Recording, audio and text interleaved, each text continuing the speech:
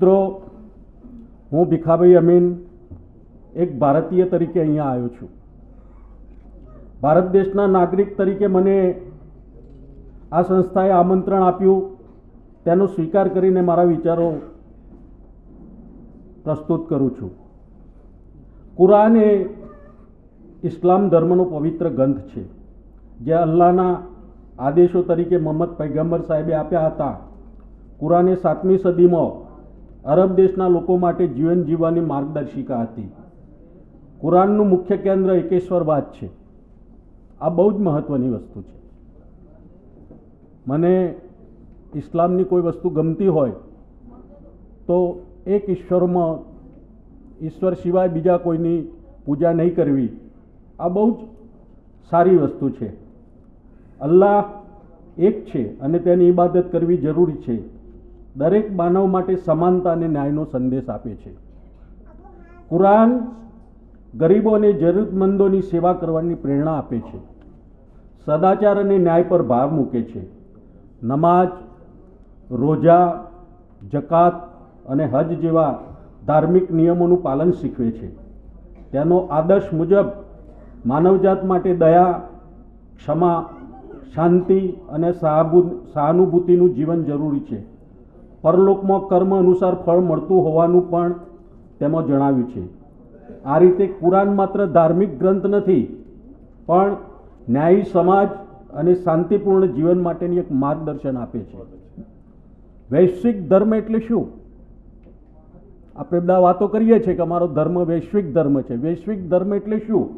વૈશ્વિક ધર્મ એવો હોય જોઈએ કે એ કોઈ દેશ, કોઈ જાતિ, કોઈ ભાષાની અંદર સીમિત ના હોય, પરંતુ આખા વિશ્વના દરેક માનવી માટે માર્ગદર્શન આપે.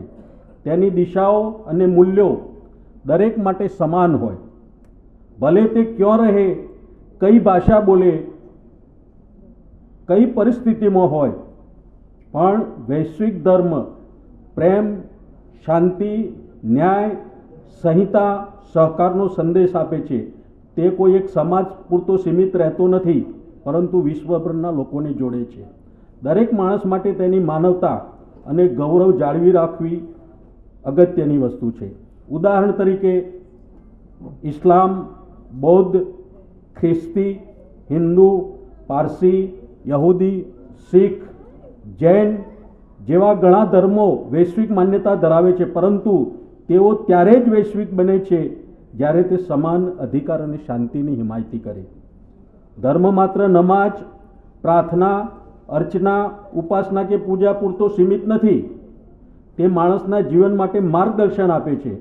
દરેક વ્યક્તિએ પોતાના ધર્મના આદેશ મુજબ ભારતની સંસ્કૃતિનું કલ્ચર આ ધર્મની અંદર જળવાઈ રહ્યું છે. મારા એક મિત્ર હતા નંદાસણની અંદર, તો એમના નાના ભાઈનો બાળક છોકરો નહોતો, 5 છોકરીઓ હતી. તો જ્યારે એમના એ મોટા ભાઈનો બાબો આવ્યો ત્યારે એ બાબો આપી દીધો. આજના જમાનાની અંદર કોઈ સ્ત્રી પોતાના બાળકને આપવું એ કેટલી કરુણાભરી વાત છે, અને એ ઇસ્લામની અંદર આ જે વસ્તુ છે બહુ સારી વસ્તુ છે.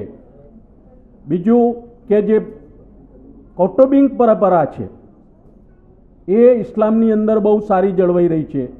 કારણ કે 18, 20, 22 વર્ષનો કાયદાના નિયમ મુજબ 18 અને 21 વર્ષનો જ્યારે છોકરો થાય તો નક્કી થઈ જતું હોય છે કે ભાઈ આ બાળક અને આ બેબી તો બીજા આડાવડા બાળકો જતા રસ્તે બંધ થઈ જાય છે, જે આ બહુ સારી વસ્તુ છે.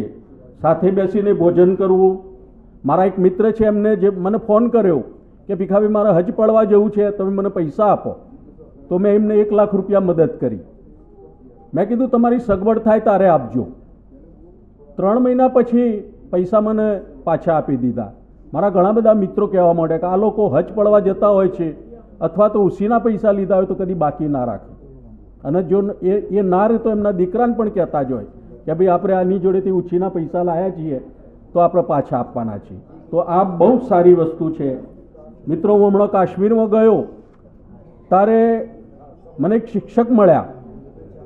તો મેં એમનું નામ પૂછ્યું તો એમણે કીધું કે મારું નામ અજમલ રાજપૂત છે. મેં કીધું અજમલ તો રામાપીરના બાપાનું નામ હતું. અને રાજપૂત તો અટક અમારા ગુજરાતની અંદર ઘણી છે. પછી તો અમારો નાતો થયો અને અમે બસની રાહ જોતા હતા. ઘરે ગયા અને આખી થેલી સફરજનની ભરીને લગભગ 1000 રૂપિયાના સફરજન કોઈ પણ જાતની ઓળખાણ વગર મને આપી દીધા. તો આ મિત્રો બહુ મહત્ત્વની વસ્તુ છે.